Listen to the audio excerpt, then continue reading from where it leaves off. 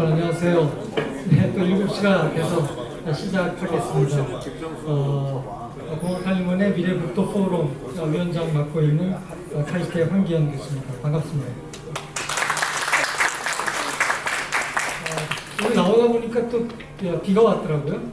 그리고 또 좀 약간 추복을 입을까 양복을 좀 두껍게 입고 나왔다가 보니까 또 여름 양복 입다 적당한 날씨기도 하고요. 유난히 굉장히 더운 날씨가 계속 지속되고 있습니다. 저희 다음 포럼이 12월 초에 있는데 그때는 좀 약간 두툼하게 옷을 입고 나와서 계절이 원래 그 예정했던 대로 이렇게 온도도 바뀌고 했으면 좋겠다는 그런 바람을 가져봅니다. 오늘 저 41회 미래북도 포럼 시작하겠고요. 우리 올해 슬로건은 다시 한번 말씀드리면 초고대 AI 시대의 건설 도시 모빌리티 혁신입니다. 저희가 첫 번째 포럼은 AI 기술력과 모빌리티 미래 모빌리티에 대해서 저희가 했고요. 그 다음에 지난 8월 달에 두 번째 포럼에서 AI 시대의 스마트 도시 기술과 활용이라는 주제로 했습니다. 오늘 포럼에서는 제가 보기에는 저희 올해 포럼 중에서 가장 또 중요한 포럼이 오늘이라는 생각이 듭니다. AI for Construction, Construction for AI. 우리 허준 교수님께서 굉장히 아주 섹시한 그런 어떤 그 제목을 좀 뽑아주셨어요. 저희가 보통 AI를 이용해서 어떤 분야를 어떻게 바꿀까 하는 거였는데 오늘 포럼에서는 그러면 우리가 건설 쪽에서 AI를 어떻게 바꿀까 그런 문제를 좀 논의하는 그런 자리가 되겠습니다. 지난번 저희 한림원 집행위원회에서 회장님께서 그런 말씀하셨어요. 그러면은 뭐 AI를 위해서 건설이 뭘 할 수 있나? 그래서 말씀하신 게 AI를 시대니까 데이터 센터를 뭐 건설 쪽에서 많이 지어야 되겠고 또 AI를 하게 되면 전기가 많이 필요하니까 원전을 또 많이 지어야 되겠고 그렇게 말씀하시더라고요. 근데 오늘의 포커스는 그런 부분을 넘어서 결국 이 3D의 어떤 공간의 어떤 피지컬한 월드를 다루는 우리 컨스트럭션에 이런 부분들 우리가 어떻게 데이터화해서 그 데이터 기반의 이런 AI 기반의 그런 새로운 어떤 이런 3D 데이터가 AI를 또 한번 업그레이드 시킬 수 있지 않느냐 그런 문제를 논의하는 자리가 되겠습니다. 저희가 12월 마지막 포럼에는 AI 기반 도시 시설 안정과 재해 예방 올해 많이 겪었고 지금 여전히 겪고 있습니다. 이제 기후 재난이라는 말이 아주 적절한 그런 시대가 된 것 같기도 합니다. 내년에는 아마 이런 문제를 저희가 포럼에서도 또 다뤄야 될 것 같기도 하고요. 일단 저희가 오늘 포럼 그리고 다음 포럼 두 번 포럼 남았는데 꾸준히 성원해 주시고 많이 참여해 주시길 바라겠습니다. 저희가 또 매번 그 포럼에서는 설문조사를 해서 여러분들의 의견을 또 반영해서 저희가 또 계속 우리 포럼을 업그레이드를 해가고 있습니다. 좀 번거로우시지만 포럼에 대한 그런 의견들을 꼭 좀 남겨주셔서 저희 미래북도 포럼이 성장하는데 도움을 주시길 바랍니다. 오늘 많은 기분들이 참석을 하셨는데 몇 분만 좀 소개를 좀 시켜드리겠습니다. 저희 오늘 사회를 맡아주실 우리 윤영구 한국건설협회 회장님 나오셨습니다. 그리고 저희 미래북도 포럼 공동위원장 우리 강호인 전 북도곡동 장관님 나오셨습니다. 그리고 또 우리 미래북도 포럼의 사안실이 되신 우리 만들어주신 우리 김종은 한미글로벌 회장님 나오셨습니다. 반갑습니다. 그다음에 우리 제 가까운 지인이죠. 우리 최기주 아주대 총장님 또 나오셨습니다. 인사하세요. 그리고 또 얼마 전에 보니까 큰 상을 받으셨더라고요. 우리 예경 다상 우리 회장님 나오셨습니다.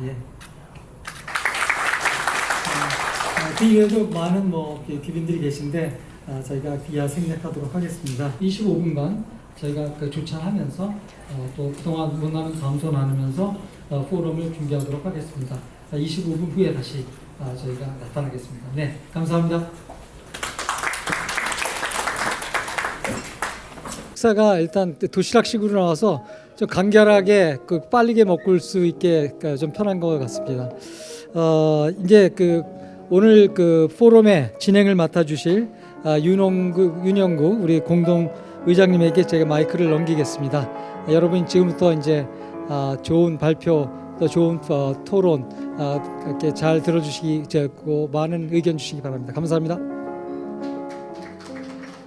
지금부터 제41회 미래국도 포럼을 시작하겠습니다. 시작하면서 먼저 연사와 패널님들을 소개해드리도록 그렇게 하겠습니다. 근데 우리 연사와 패널께서는 제가 소개하면 그 자리에서 그냥 일어나서 인사해 주세요. 먼저 오늘 기조 발표를 해주실 연세대학교 허준 교수님.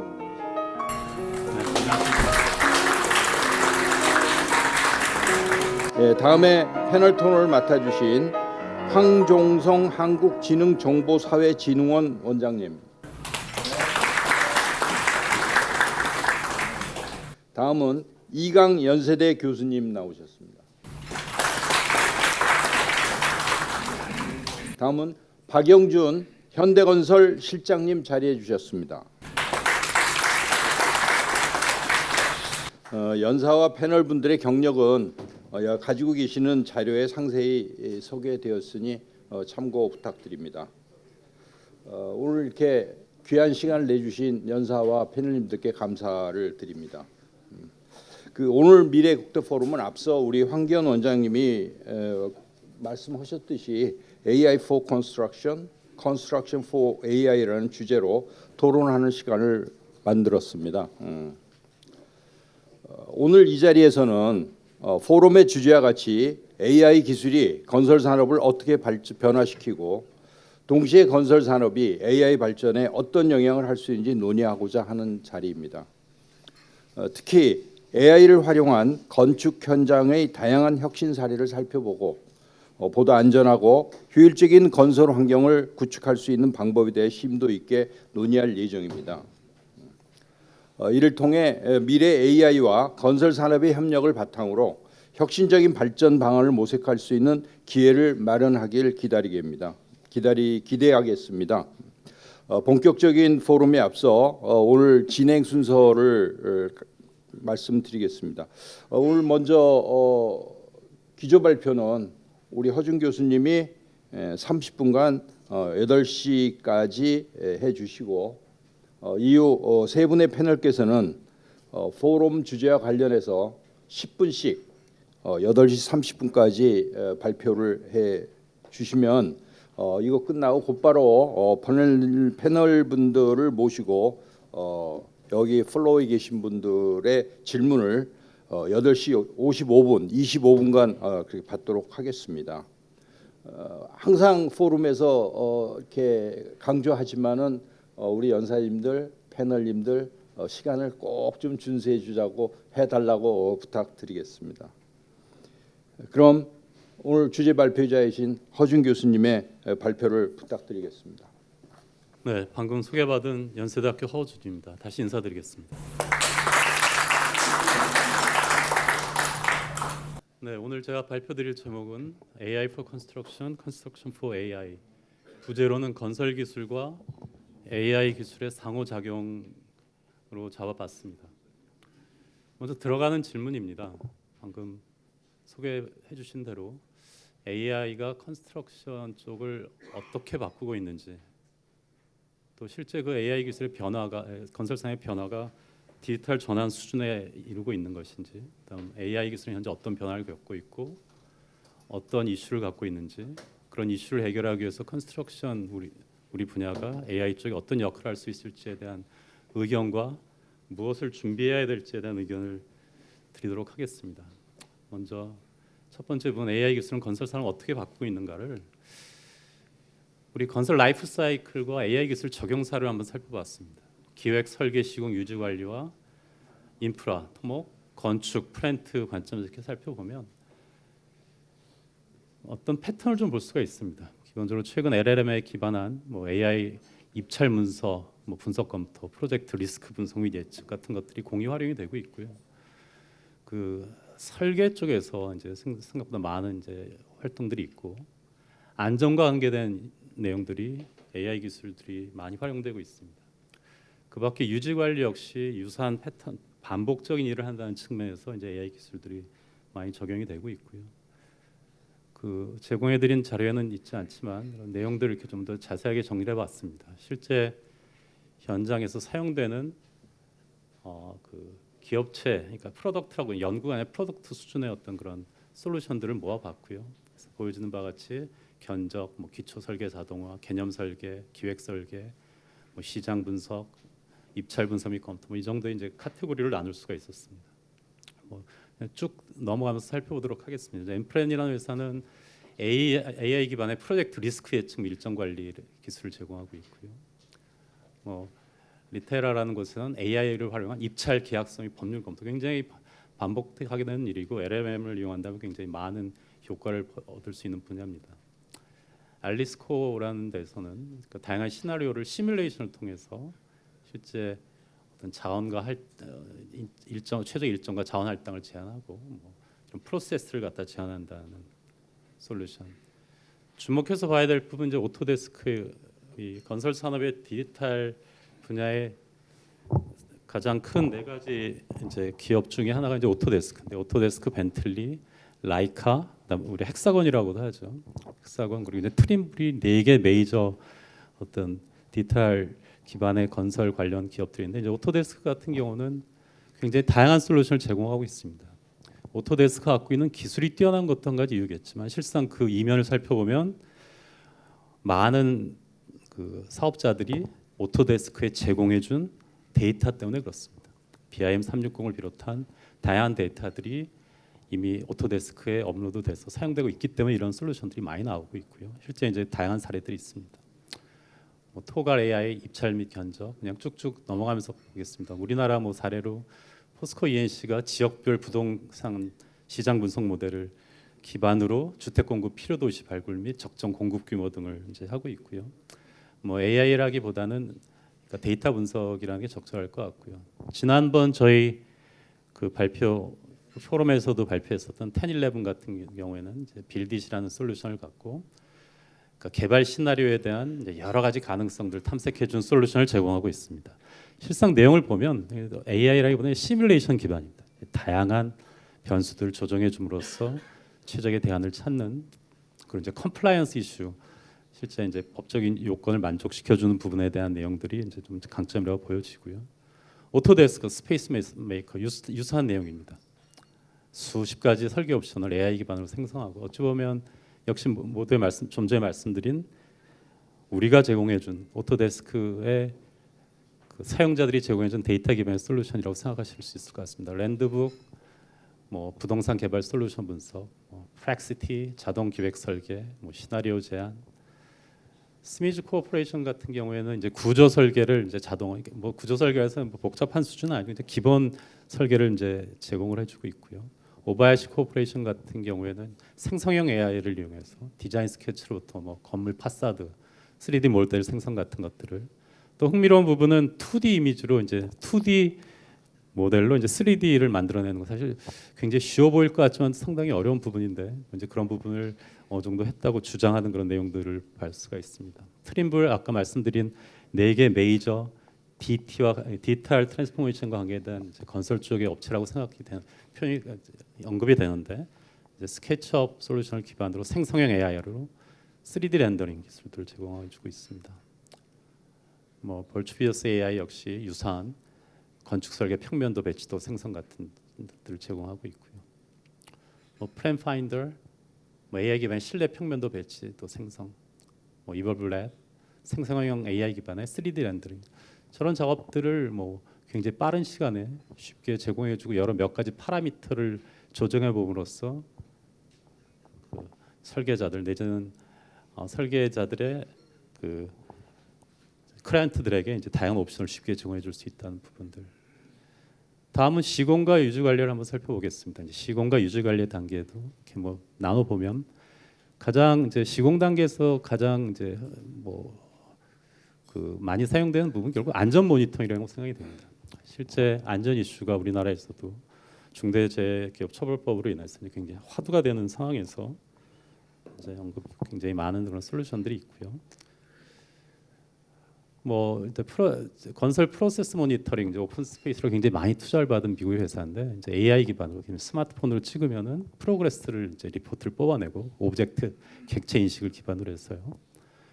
그다음에 더스티 로보틱스와 이제 더스티 로보틱스는 그 레이아웃을 해주는 솔루션들, 뭐 헥사곤 조금 전에 말씀드린 4개 메이저 회사 중에 하나라고 얘기되는데 이제 어떤 설계 시공 정합성을 뭐 AI 기술을 기반해서 한다라고 얘기하는데 실상은 AI 기술이라기보다는 지오메트릭 컴퓨테이션 기반입니다.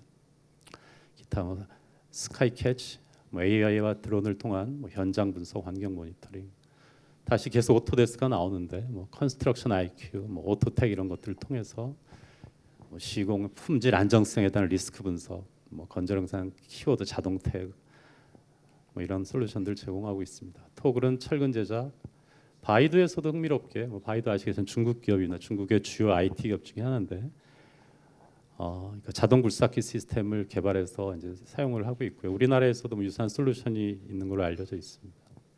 빌트 로보틱스, 굉장히 많은 로보틱스 컴퍼니들이 이제 이런 건설 쪽에서 여러 시도를 했는데 이제 살아남은 몇 안 되는 회사고요. 특히 이 회사의 특징은 기존 굴삭기에 추가적인 그 기계를 장치함으로써 어떤 자동화를 가능하게 한다는 측면에서 좀 차별성을 갖고 있는 솔루션입니다. 세이프티 쉴드 글로벌, 우리나라에도 유사한 기업들이 있는데 충돌 방지 시스템, 실제 안전에 이제 활용될 수 있는 부분들이고요. 뭐 AI 관제 시스템으로 실시간 영상 분석, 우리나라에도 굉장히 많은 기업들, 많은 업체들이 유사한 솔루션을 어렵지 않게 제공을 하고 있습니다. 뭐 프로그레스 그룹에서 뭐 AI 기반 품질 검사 유지 관리, 뭐 포스코 유엔스가 하는 AI 기반 균열 관리, 뭐 존슨 컨트롤의 오픈 블루, 우리나라 회사입니다. 굉장히 많이 투자를 받은 회사기도 한데 니어스랩이라고 그래서 AI 기반으로 특히 이제 자율 비행을 통해서 딥러닝 기반으로 이미지 데이터 분석하고 특히 그 유지 관리가 어려운 풍력 터빈에 특화된 솔루션을 제공해서 나름 마켓에 인정을 받고 있는 회사들입니다. 이런 내용들을 한번 쭉 살펴보면 어떤 패턴들을 이제 찾아볼 수가 있을 것 같은데 이제 이 내용들을 모아서 한번 이제 AI 지금 살펴보신 AI 기술이 건설 산업의 디지털 전환을 가능하게 할 것인가에 대한 답변을 한번 시도해 보겠습니다. 먼저 디지털 전환이 뭔지에 대한 정의가 필요할 것 같은데요. 이제 다양한 학자들이 다양한 정의를 하고 있는데 디지털 트랜스포메이션이라면 디지털 기술을 통해서 IT 기술을 통해서 기존의 프로세스를 완전히 혁신을 하거나 아니면 기존의 프로세스의 생산성을 괄목하게 향상시키는 경우 일반적으로 디지털 전환이라고 칭하곤 합니다. 뭐 예를 들어서 아이튠 같은 경우에는 음반 인더스트리, 그러니까 음악 시장을 완전히 재편을 해버렸죠. 당연히 뭐 생산성이나 우리가 접근성을 높여준 부분이 있을 수 있겠고요. 아마존, 뭐 이커머스 측면에서 뭐 델, 지금은 기억 속에 사라졌지만 25년 전쯤엔 처음으로 인터넷을 통해서 오더를 하면 내가 주문한 대로 제작이 돼서 배달되는 시스템을 가장 먼저 제공했던 회사입니다. 어떤 그런 디지털 혁신의 사례들, 뭐 우리나라에서는 자초했지만 뭐 원격 진료 같은 것도 기존의 비즈니스 틀을 완전히 바꿔버리는 그런 사례들이 되겠죠. 이런 수준의 어떤 비즈니스의 재편 내지는 이전과는 비교할 수 없는 정도의 생산성 향상을 담보해낸 AI 기술이 있을까라고 생각해 본다면 쉽지 않구나라고 생각합니다. 그러니까 긍정적인 답변을 하기는 어려운 것 같습니다. 가장 큰 이유는 아직까지 AI는 컴퓨터 안에 있기 때문에 그렇습니다.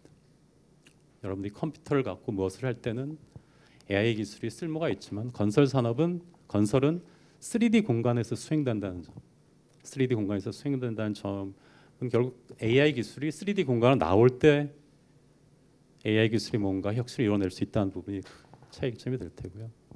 그럼에도 불구하고 역시 뭐 AI 기술을 포함한 뭐 로보틱스, AI 기반의 로보틱스 같은 것들이 실제 아직은 건설 산업을 혁신하는 데는 굉장히 어려움들이 많이 있습니다. 뭐 3살짜리에게도 어렵지 않은 레고 블록을 맞추는 일이 로보틱스, AI 기반 로보틱스에서는 거의 라이프타임 프로블럼처럼 인식이 되곤 합니다. 너무 어려운 부분이고요. 로봇에게는 쉽지만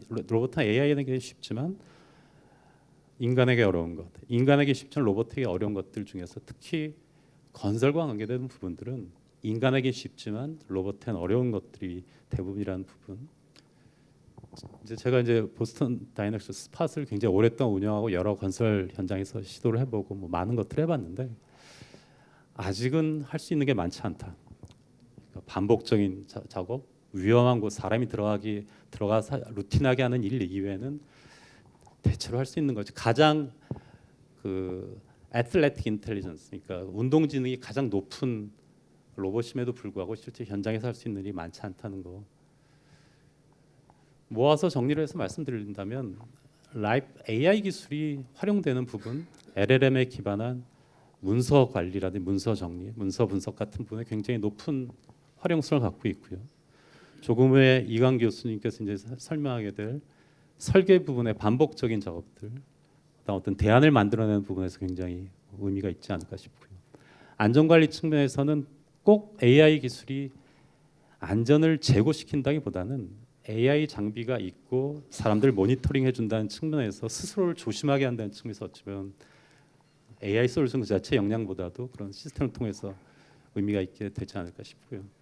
유지 관리 부분 반복적인 작업이기 때문에 의미가 있습니다. 요약하면 충분한 데이터를 확보할 수 있는 분야, 유사하고 반복적인 작업이 발생하는 분야에서는 어느 정도 유의미한 수준의 어떤 그 활용이 이루어지고 있고, 인프라보단 플랜트보단 건축, 그 반복적인 작업이 많은 분야에서 좀 더 많은 애플리케이션을 볼 수 있었고요. 유사 작업이 많은 설계, 반복 작업이 많은 유지 관리 분야에 많은 적용이 있고, 안전 품질 생산성 관점에서 보면 특히 설계 유지 관리 부분에서 뭐 생산성 향상의 가능성이 위에서 언급해 보이고 있습니다. 그럼에도 불구하고 AI 기술에 기반한 조금 전에 정의한 디지털 전환의 증거는 아직 없다는 게 제 의견이기도 하며 또 현업에 계신 분들의 의견이라고 생각을 합니다. 자, 다음 AI 기술 이런 결국 말씀드렸던 건설 산업은 3D에서 이루어진다는 거. 아직 AI 기술은 3D에 오지 못하는 내용을 기억에 담아 두시고 이제 다음 AI 기술 중에서 어떤 분야들이 일어나는지를 한번 보도록 하겠습니다. 우리가 뭐 지능이라고도 얘기하는 아티피셜 인텔리전스면 인공지능인데 지능을 정의해 본다면 뭐 이렇게 뭔가를 퍼셉션을 하고 인지하고 프로세스에서 어떤 의사결정 내지는 뭔가를 내주는 어떤 일련의 프로세스가 어떤 지능이라고 한다면 이걸 수학적으로 표현하면 이런 펑션 폼으로 표현할 수가 있습니다. 퍼셉션, X라는 것을 퍼셉트하고 그것들을 어떤 펑셔널 폼에 의해서 W가 파라미터들이 되겠고요. 거기에 대해서 그거의 결과로 Y가 나오는. 결국 이거를 이제 정리해 보면 이제 아티피셜 인텔리전스에서 아티피셜 인텔리전스가 되면 이 펑션은 들어오는 퍼셉션 뭐 벡터로도 될 수 있겠고 결국 뭐 이미지도 결국 벡터로 변하고 텍스트 벡터로 변한다면 퍼셉션과 액션들의 페어를 이용을 해서 W를 찾아 나가는 과정이 뭐 우리가 알고 있는 뭐 LLM이 됐건 지금까지 나와 있는 거의 모든 AI 기술의 요체라고 말씀을 드릴 수 있겠습니다. 러닝이라고 한다는 결국 이 펑션의 W를 찾는 것이고 이 내용을 가만히 살펴보게 되면 2000년대 이후 특히 뭐 2010년 이후 AI 기술이 급격하게 발전한 이유를 뭐 알 수가 있습니다. 여기 보면 이제 D가 데이터의 페어인 거고요. X와 Y, 그러니까 인풋과 퍼셉션과 액션의 페어들이 데이터 D가 되는 거고 W가 저 노드 사이에 연결되어 있는 링크에 있는 어떤 웨이트라고 되는 값으로 표현을 할 수가 있겠고요. 그럼 결국 이 상황에서 이 시스템을 고도화하기 위해서는 데이터 X와 Y 페어들이 많으면 좋을 테고 네트워크의 노드와 그 웨이트를 연결하는 링크 수가 많아지면 좋을 테고요. 좀 더 정교한 피팅이 가능해질 테니까. 그리고 이것들 계산을 많이 해야 되니까 계산 파워가 좋아지면 이 시스템을 좀 더 잘 만들 수 있게 되는 겁니다. 그래서 AI 이볼루션이 있었던 건 말씀드렸다시피 일단 XY 페어가 많아지고 쓸만한 데이터들이 많아지고 계산이 뉴럴 네트워크 모델의 발전이라는 건 W가 굉장히 많은 복잡한 뉴럴 네트워크 모델, 우리는 딥 뉴럴 네트워크라고 표현하는 것들이 나오게 되는 거고요. 그것들을 해결해 줄 수 있는 컴퓨팅 파워가 그러니까 지원이 되면서 더 좋아진 거라고 말씀을 드릴 수 있겠습니다. 2012년 후에 이제 AI 주요 이제 마일스톤들입니다. 이게 이제 이번에 물리학상을 받은 제프리 힌튼 교수의 제자가 만든 알렉스 넷이 이 AI의 어떤 기념비적인 시스템이었고요. 그래서 이전의 AI 기술들과는 한 차원 다른 처음 딥 뉴럴 네트워크라고 얘기할 수 있는 그런 솔루션이 제대로 나왔던 것들. 뭐 레즈넷 같은 경우는 마이크로소프트에서 그 깊이를 120레이어까지, 128레이어까지 만들었던 것 같아요. 뭐 알파고 너무 잘 알고 계시겠지만 뭐그딥 리인포스먼트 러닝에 기반해서 만들어낸 알파고 뭐 상당히 센세이셔널했죠. 그다음 이제 트랜스포머 아키텍처가 나오면서 이제 LLM의 기반이 됩니다. 그리고 우리 세상을 놀라게 했던 2023년에 챗 GPT 이런 것들이 이제 주요 AI 마일스톤인데 이렇게 많이 발전해 오고 뭐 2023년에는 이 챗 GPT에서 세상이 바뀌겠구나 그런 생각이 들 만큼 그런 느낌이었었고요. 제가 이제 교보문고에서 챗 GPT라는 키워드로 검색을 해봤더니 그 문서가 1,600개가 넘게 검색이 됩니다. 그러니까 뭐 광풍이라고 할 만하겠죠. 근데 그럼에도 불구하고 최근 보면 이전과는 다른 굉장히 많은 기사들을 접하실 수 있습니다. 뭐 AI 새로운 AI 윈터가 온다, 뭐 세 번째 윈터가 온다라는 얘기도 있고요. 이런 일이 왜 벌어지고 있을까요? AI 기술이 발전하는 게 역할했던 세 가지 내용이 역설적으로 또 위기를 만들어내는 데 기여를 했습니다. 첫 번째 이제 좋은 데이터를 많이 모아야 되는데 이제는 추가적으로 확보할 수 있는 데이터가 거의 남아 있지 않습니다. 그러니까 좋은 데이터가 더 이상 많이 남아 있지 않다는 거죠. 두 번째 아까 말씀드린 뉴럴 네트워크 모델의 발전, 그러니까 그 W를 더 많이 집어넣어서 문제를 푸는 것들이 굉장히 의미가 있다고 생각을 해서 발전해 왔는데 기존 모델의 한계들이 발견되기 시작합니다. 특히 저 이제 Y는 FXW라는 그 식을 고도하고 잘 만들려면 좋은 데이터 페어, 그러니까 XY 페어들이 많아야 됩니다. 굉장히 많아야 됩니다. 좋은 데이터들이. 근데 그런 데이터들을 많이 확보할 수도 없기 때문에 결국 이 모델이 이제는 더 이상 워킹을 하지 않는 거죠.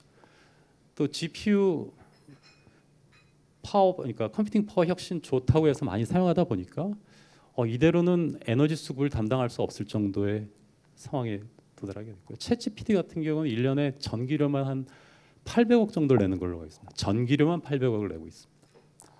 그러니까 이게 과연 지속 가능한가에 대한 그런 의구심들이 나오게 되고요. 이거를 혹시 그러니까 기존 AI 기술의 한계를 이렇게 설명을 해본다면 대표적인 사례라고 생각합니다. 2020년 6월 1일 타이완에서 있었던 일이고 저기서 달려오는 차가 그냥 넘어가도 그냥 안 보입니다.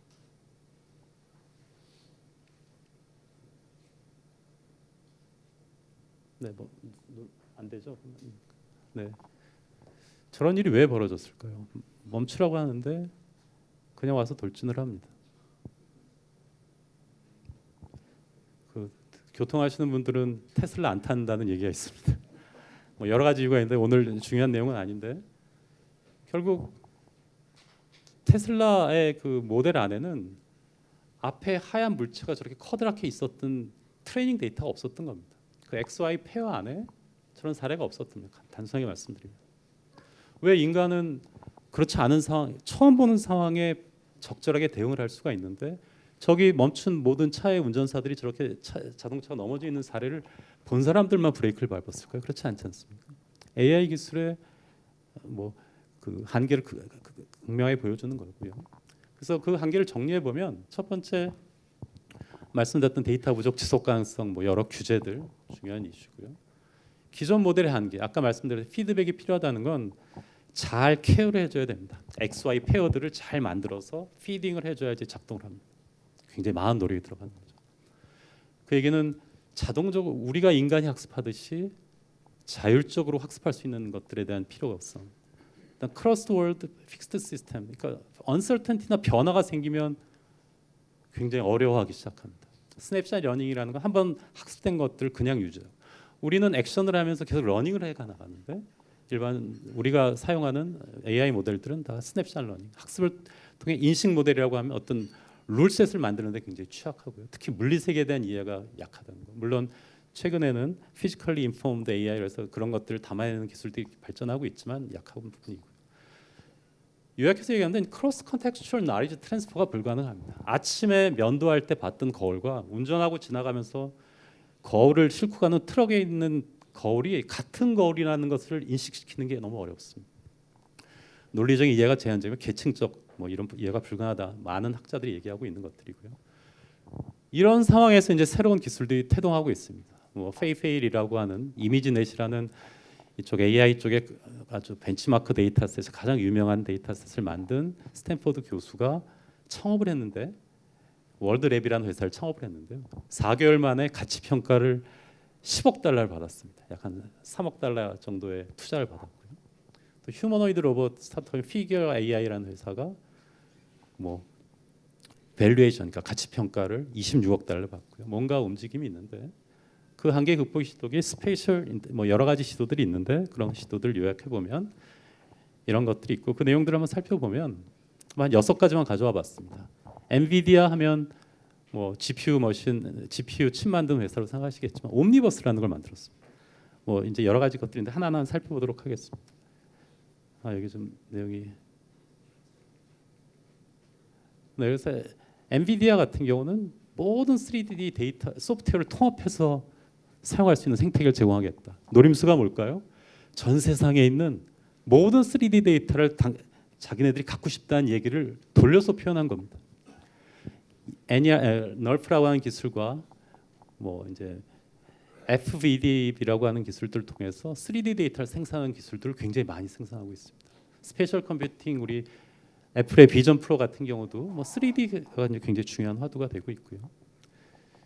이런 것들을 담아내는 기술이 이제 Embodied AI, Physical AI, Spatial Intelligence라고 해서 조금씩 뭐 약간의 결혼되지만 기본적으로 이런 개념을 갖고 있습니다. 가상이 됐건 실제가 됐건 리얼 환경 안에서 데이터를 센싱하는 건 똑같습니다.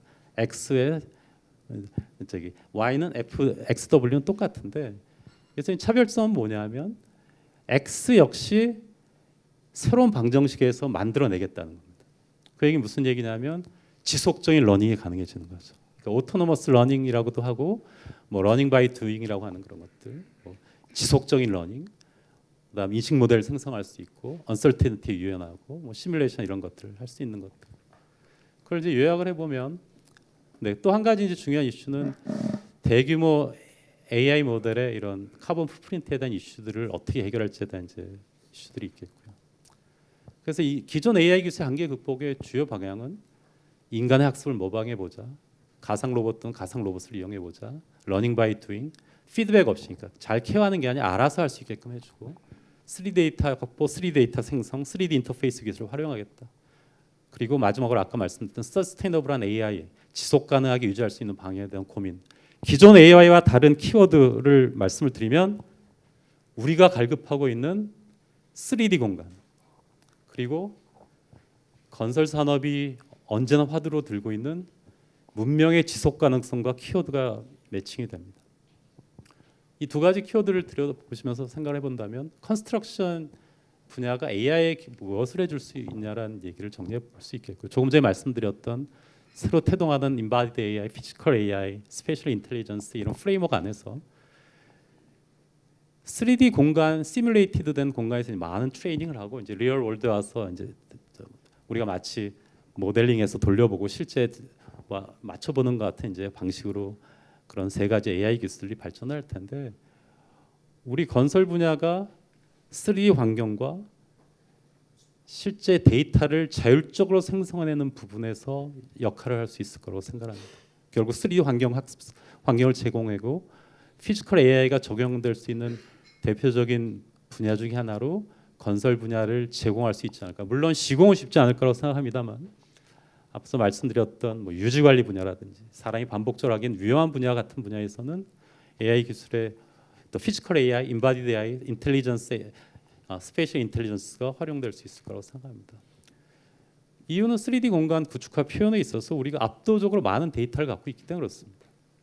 왼쪽에 있는 게 컴퓨터 사이언스에서 가상으로 만들어서 이제 만들어내는 공간이고요. 저희는 실체적인 공간에 대한 정보를 데이터를 갖고 있습니다. 뭐 디지털 트윈이라는 이름으로, BIM이라는 이름으로 가상화된 3D 공간을 그 어느 분야보다 더 많이 갖고 있다는 거죠. 3D 객체 속성 관계 추론이 가능하다는 거. 아까 말씀드렸던 X가 G, YW, 그러니까 Y라는 게 어떤 액션을 했을 때 새로운 퍼셉션을 만들어내는 X를 생각해 본다면 왼쪽에 고양이가 지금 우유잔을 떨어뜨리고 있죠. 우유잔이 떨어지면 여러 가지 가능성이 있어요. 두 개만 갖고 왔는데 만약에 저기가 높지 않은 뭐 계단이 없고 바닥에 카페트가 깔려 있었다면 첫 번째와 같은 X가 생성이 될 겁니다. 이런 퍼셉션이 생성이 되겠죠. 만약에 높은 식탁이고 바닥에 하드 타일이었으면 유리잔이 깨졌을 거라고 생각합니다. 또 만약에 플라스틱이었다면 어떤 상황에서도 깨지지 않고 남아 있을 수 있었을 테고요. 이런 X를 만들어낼 수 있는 새로운 퍼셉션을 만들어낼 수 있는 데 있어서 건설 쪽에서 여러 가지 것을 할 수 있는데 그것들을 또 가능하게 하는 그 어떤 기제 중에 하나가 우리는 공간에 대한 정보를 실체적인 사실에 현실에 기반한 정보를 담아낼 수 있는 기제를 갖고 있다는 거죠. 예를 들면 IFC라든지 다음에 말씀드릴 뭐 GML, CTGML 같이 텍스트로 실제 3D 공간을 표현하고 만들어낼 수 있고 그걸 넘어서 관계 오브젝트들, 그것들의 관계들, 개별적 오브젝트의 프로퍼티들을 담아낼 수 있는 그릇을 갖고 있다는 측면이 앞으로 다가올 스페셜 3D 공간에서 오토노머스하게 러닝하게 될 미래 AI 어떤 인더스트리 메이저 트렌드에 기여할 수 있는 분야라 이유라고 생각을 합니다.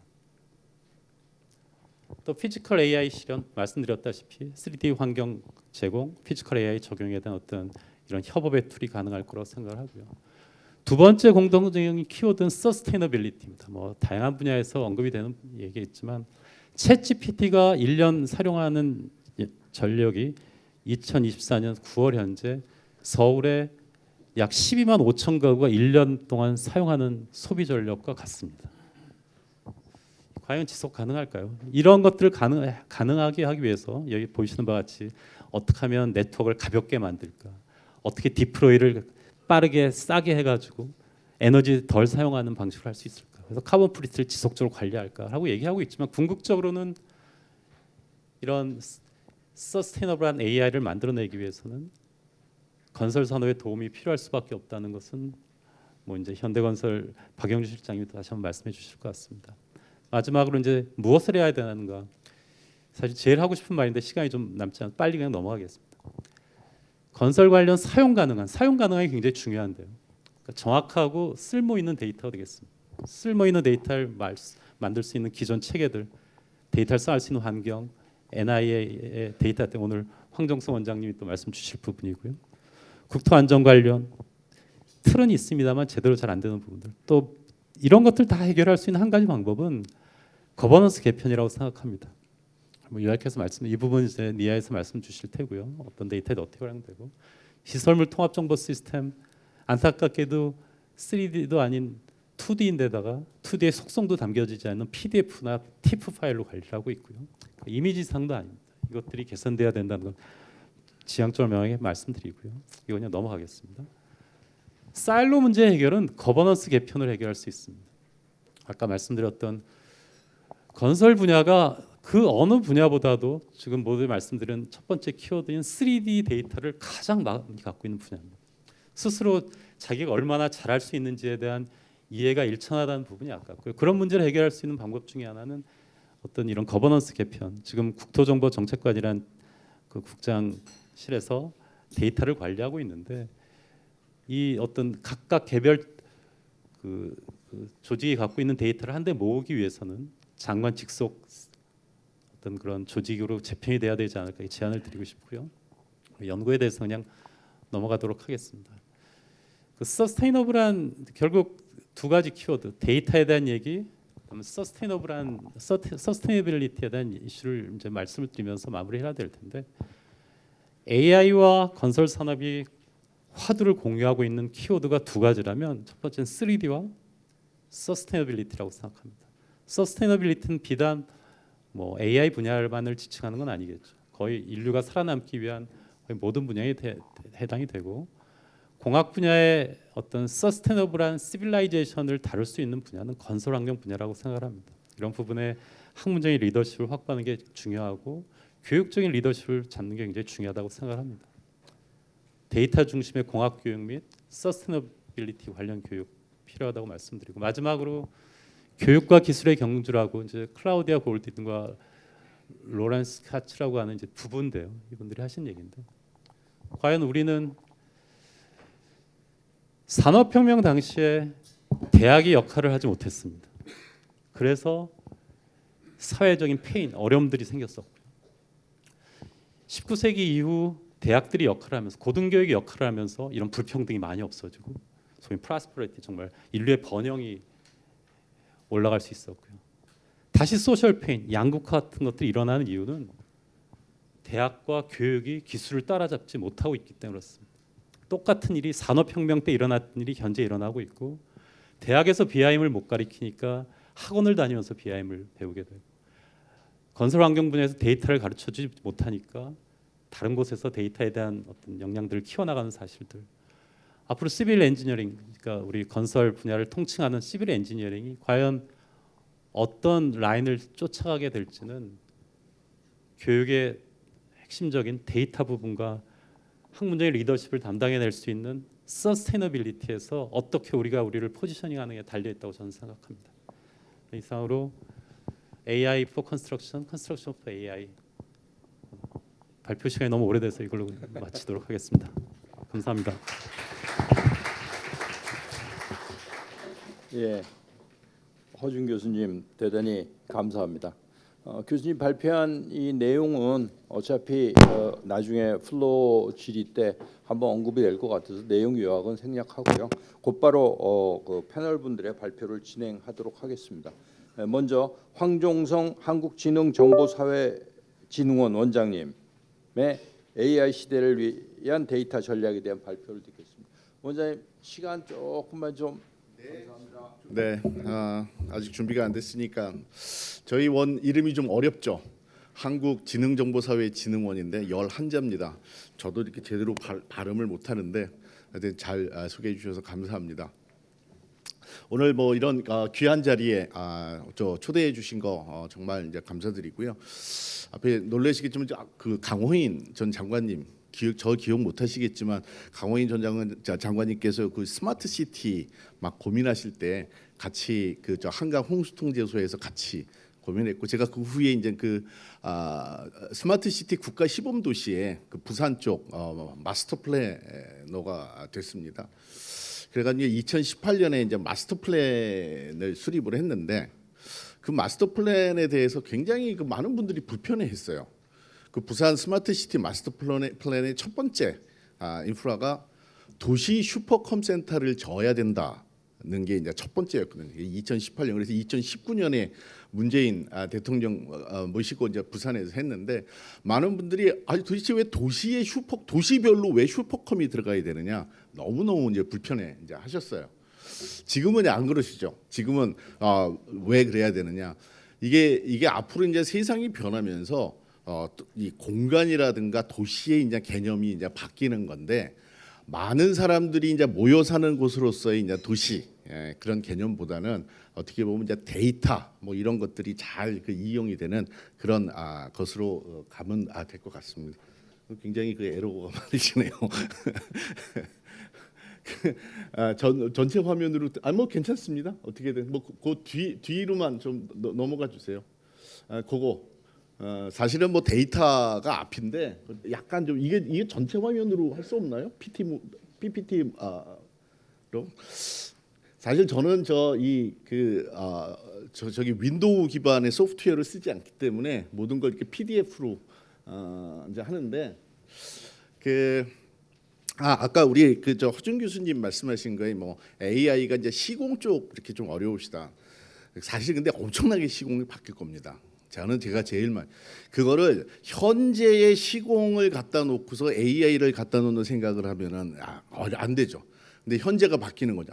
앞으로 이제 식당이나 레스토랑을 가면은 AI나 로봇이 되는데 현재의 조리 방법과 현재의 서빙 방식으로 하게 되면은 그거는 뭐 아주 굉장히 고난도의 AI가 와야 되겠지만 어떻게 보면 식판이라든가 이제 모든 게 이제 바뀌는 주방이 바뀌고 아마 이제 건설 쪽도 건설을 하는 방식이 바뀌어서 AI와 딱 접목이 되면 아마 이제 원가 절감이나 근데 원가 절감보다 이제 더 중요한 게 이제 유지라든가 계속 지속적인 어떤 건물의 이제 발전 뭐 이런 것들이 이제 중요할 거라고 생각을 하고요. AI가 과학이가 저거 하나만 뭐 말씀드려도 될 것 같아요. AI를 이제 이해하시는 많은 분들이 이제 그 오해를 하고 있는 부분이 이제 AI가 과학이다. 근데 이 얘기를 또 마침 하게 되면 또 굉장히 이제 그 이게 좀 불편한 게 요번에 그 노벨상에서 이제 노벨상 화학상하고 물리학상하고 화학상을 전부 다 이제 AI가 받았거든요. 아니 그 노벨상을 AI가 받는 세상에 AI가 과학이냐라는 그런 거를 갖다가 끄집어내는데 뭐 결론적으로 말씀을 드리면 허준 교수님께서 이제 AI 기술의 이제 한계 말씀하셨잖아요. 그게 AI가 과학이 아니기 때문에 생기는 겁니다. AI가 과학이라면은 사실은 아까 이 차가 이렇게 쫙 와가지고 딱 부딪히는 거 과학이라면은 사실 그런 문제 안 일어납니다. 과학이라고 그러면 기술의 이슈가 되고 AI가 보편적으로 작동하겠죠. 누가 쓰든 똑같은 결과를 줄 거예요. 근데 AI는 과학이 아닙니다. 그 과학이 아니어서 쓰는 사람마다 AI가 주는 게 다르겠죠. 기업마다 똑같은 챗GPT를 쓰더라도 기업마다 그 AI가 주는 게 이제 다르죠. 그런데 왜 그럼 노벨상을 받았는데 왜 과학이 아니냐고 끝까지 우기느냐? 그 뭐 제프리 힌튼이나 노벨상을 받은 거는 뭐에 받았냐면은 아까 딥러닝이라든가 뉴럴 네트워크처럼 이 컴퓨터가 사람의 뇌 구조처럼 컴퓨터가 데이터에서 기억을 하게끔 만들고 그 기억 속에서 패턴을 찾게끔 만드는 거, 즉 사람처럼 하게끔 하는 거를 만들어낸 거예요. 그게 그 부분을 가지고 AI가 요번에 이제 그 노벨상을 받았는데. 자, 사람을 한번 보세요. 사람을 했는데 사과나무가 떨어져요. 이 원시인부터 시작해가지고 사람들은 경험으로 사과는 떨어진다는 거를 알았어요. 이건 경험이에요. 과학이 아니에요. 그리고 옛날 아마존이라든가 옛날 우리 그 옛날 선조들도 과학 경험으로 알고 있는 굉장히 많은 사실이 있어요. 뭘 먹으면 낫더라. 왜 낫는지는 모르죠. 과학이 되려면은 그게 왜 났는지를 알아야 이제 그게 과학이 되는 거예요. 그 사과가 왜 떨어지는 거를 찾아낸 사람은 뉴턴이에요. 뉴턴은 분명히 과학이에요. 그런데 이 AI는 자기가 받아들인 거 안에서 그 경험 속에서 그거를 찾아내기 때문에 아까 자동차 이 딱 받는 거 있죠? 걔는 원인을 몰라요. 더더욱이 AI가 모르는 또 다른 하나는 사람은 경험을 하게 되면은 자기가 가지고 있는 그 어떤 뭐 이 생각이나 이 데이터와 오브젝트 대상을 연결을 해요. 이게 사과다. 뭐 이거 연결을 하죠. AI는 오브젝트랑 연결할 능력이 없어요. 사실은 그렇게 만들어진 게 아니에요. AI는 데이터와 데이터만 연결을 해요. 데이터와 데이터. 그러니까 더더욱이 학습되지 않은 거에 대해서는 자기가 그거를 이제 이 대응을 못하는. 그래서 AI는 사실 이 과학적인 게 아니고 저희는 제너럴라이제이션이라고 하거나 아니면 요새는 생성형 AI에서 이제 그로킹이라고 하는 이제 별도의 말을 하는데요. 하나만 조금 더 올려주시면. 요게 이제 그 생성형 AI의 이제 이 대단한 거를 다 이제 해주는 겁니다. 뭐 예를 들어 이제 이 데이터가 너무 많으면은 오버피팅이라고 그래가지고 데이터가 너무 많으면 그 데이터를 관통하는 패턴을 찾아내지 못하죠. 그거가 불가능했어요. 그런데 생성형 AI 아니면 제프리 힌튼이라든가 요새 챗GPT가 해내는 건 뭐냐면은 데이터가 저렇게 많은 거에서도 어떻게든 패턴을 찾아낸 거예요. 그래서 저 밑에 제가 상당히 이 마음속에 가지고 있으면서 하는 게 언어 속에는 인간들이 모르는 숨겨진 수학적 패턴이 있는 것. 저게 진짜 이 생성형 AI를 개발한 사람이 생성형 AI가 어느 날 언어를 탁 이해를 했어요. 그러면서 얘네들이 막 고민한 게 설명은 안 되지만 분명히 수학에는 저 오버피팅 같이 분명히 무슨 수학적 패턴이 있다. 인간은 맨날 언어를 쓰지만 그 수학적 패턴을 모르는데 얘는 그 수학적 패턴을 찾아냈다 하는 건데요. 여기서 이제 문제는 뭐냐면 준 데이터 안에서만 찾아낸다는 거죠. 주어지지 않은 데이터에서는 그것을 이제 못 찾아낸다. 그러니까 과학이 아닌 거고, 그래서 결국은 데이터를 관리하는 게 AI는 기술의 문제가 아니고 훈련의 문제. 제가 AI의 성능이 보편적이지 않다고 이제 얘기를 한 게 AI가 기술의 이슈라면은 그 어떤 기업에서 어떤 상황에서 쓰든 누가 쓰든 AI가 비슷한 성능을 낼 거예요. 근데 AI는 저런 식으로 계속 학습을 시켜주고 해야 되기 때문에 그거는 누가 어떻게 쓰느냐에 따라 저게 훈련의 이슈가 이제 될 것 같고, 그래서 저는 다시 이제 뭐 나와서 이제 시간 관리를 해주시니까 결론적으로 말씀을 드리면, 건설의 경쟁력도 결국은 이 데이터 그리고 AI의 비과학성을 보완하는 기술들, AI의 비과학성을 보완하는 기술들이 굉장히 많습니다. 지금은 많은 분들이 AI의 모델만 보고 있어요. AI 모델 개발하는 거 좋지만 AI 모델 백날 개발해봤자 걔는 과학이 아니에요. 분명히 기과학적인 부분이 있어서 AI의 비과학적인 부분을 보충해줘야 되는데, 하나는 무슨 데이터를 넣어주느냐. 만약 우리가 애들을 키울 때 무슨 과목을 배워야 되느냐, 아니면 교육 근로자 훈련을 시킬 때 어떤 걸 가르쳐야 되느냐 하듯이 어떤 데이터를 넣어주느냐, 이게 굉장히 중요한 그런 영역이 되는 거고요. 그리고 다른 하나는 벤치마킹이라고 그래가지고 성능 평가.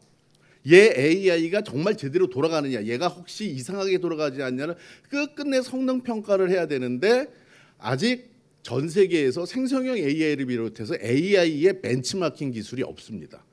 챗GPT가 뭐 몇 하다 그러는데, 그거 이제 전문가들도 다 하지만 그거는 옛날 기술로 했을 때 이 정도일 거라고 하는 거지, 그걸 측정할 방법이 없는데요. 만약 건설 쪽에서 AI를 정말 현실적으로 쓰려면은 데이터와 그리고 AI의 성능이나 문제를 실시간으로 모니터링하는 벤치마킹 기술, 이 두 개가 최소한 이 두 개가 있어야 현실적으로 쓸 수 있다. 이 말씀을 드리면서 줄이려고 했는데 못 줄였어요. 예. 죄송합니다. 네. 원장님 감사합니다. 네. 이 원장님 말씀은 10분으로는 좀 짧을 것 같고요. 뭐 상당히 오래 시간 들어도 지루하지는 않을 것 같습니다. 발표 감사드리고요. 곧 이어서 이강연대 교수님의 발표를 듣도록 하겠습니다. 안녕하세요. 소개받은 연세대학교 건축공학과 이강 교수입니다. 저는 설계 쪽의 AI 활용 좀 집중을 해서 말씀드리도록 하겠습니다. 네, 요즘에 이제 AI가 혼자 알아서 안 하게 하고 이제 휴먼 인 더 루프라고 그래가지고 사람을 포함시키는 그런 쪽으로 가고 있습니다. 근데 이거를 AI의 초창기로 넘어가서 보면 심비오시스라는 단어가 있는데, 그 단어 자체가 사람과 컴퓨터가 같이 움직여야 된다, 이렇게 시작을 하거든요. 다음. 그래서 얘도 보면 예를 들어서 사람들이 많이 얘기를 했던 게 뭐냐면, 사람하고 그 AI가 어떻게 인터랙션을 할까. 재밌게도 그 첫 번째 얘가 뭐냐면 엥겔바이트라는 사람이 이제 마우스 개발한 사람인데, 이 사람이 예로 들었던 게 뭐냐면 건축가가 설계를 하는데 AI가 도와주는 거예요. 그게 거의 첫 번째 시나리오 중에 하나입니다. 다음. 그게 이제 60년대 초였는데 74년에는 구체적으로 어떻게 사용을 할 수 있다라는 얘기를 합니다. 그래서 예를 들면은 3차원 이제 설계를 한 다음에, 그래서 도면을 뽑아내고 거기서 법규 체크를 자동으로 하고 엔지니어링을 해서 굉장히 고품질의 설계를 뽑아낸다, 이런 이제 시나리오를 만들고 실제 시스템을 만드는데, 빌딩 디스크립션 시스템이라는 걸 만드는데, 그분이 이제 척 이스트만이라는 분이고, 그게 다음 빌딩 인포메이션 모델링의 효시가 됩니다. 그래서 저분이 이제 빌딩 인포메이션 모델링 빔의 아버지라고 이제 불리는 분이고요. 다음. 그래서 지금 그러면 얼마나 이렇게 그때는 이제 규칙 기반의 AI 뭐 이런 개념에서 시작을 했었죠. 지금 여러분 아시다시피 AI가 굉장히 발전했는데, 그럼 얼마나 발전했을까? 2024년 2월에 그 영국 건축가협회에서 설문합니다. 건축가를 대상으로 해서 얼마나 빔을 쓰세요라고 했더니, 뒷부분은 아니고 앞부분, 설계 앞단에 특히 시각화 부분에 매일 또는 자주, 가끔, 드물게는 빼고 가끔까지 70% 사용을 한다고 응답을 했어요. 그러니까 거의 쓴다는 얘기죠. 시각화에 있어서. 뭔지 아시죠, 여러분들? 다음 클릭. 네. 지금 뭐 미드전이니 스테이블 디퓨전, 뭐 달리, 루객스, 뭐 플레이그라운드, 뭐 아까 소개했던 비트루비우스도 있고 베라라는 것도 있는데, 다음. 요걸 이용해 가지고 텍스트 투 이미지라고 해서 텍스트를 집어넣으면 이미지를 뽑아내주고, 아니면 뭐 어떤 영감 있는 스케치라든가, 아니면 저건 이제 종이 구겨서 넣으면은 이미지가 나오고 아니면은 이제 실제 그 3차원 모델에서 스크린샷을 집어 넣으면 뭐 가을, 봄, 뭐 여름에 모양을 만들어주고 이거 저희 그 제가 쓴 책에 그 집어넣은 내용들인데 실제로 저희가 만든 거예요, 저자들이. 그래서 굉장히 쉽게 할 수 있습니다. 이거를 지금 학생들도 하고 있어요. 그래서 안 시켜도 숙제를 갖고 오는데 이렇게 해가지고 와요. 갑자기 너무 퀄리티가 좋은 거예요, 애들이. 네, 다음.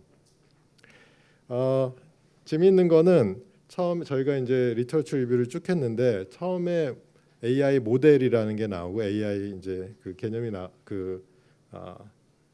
계산하는 방법이 나오고 그걸 모델이라고 하죠 저희가. 그리고 그런 다음에 이제 적용할 때까지, 그러니까 뭐 건설 분야에 그걸 활용할 때까지 논문의 시간차를 봤는데 예전에 첫 모델은 한 65년 걸렸어요. 근데 최근에는 다 2년 이내예요. 2년 정도예요.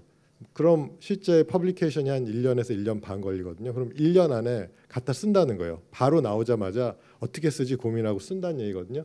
그 예로 대표적인 예로 겐이라는 모델이 있는데 그게 나오자마자 그 건축에 어떻게 쓸까 그래서 평면도를 집어넣으면은 자동으로 가구 배치까지 되는 아키겐이라는 스페이스 메이커 이런 것들이 나오고요. 다음.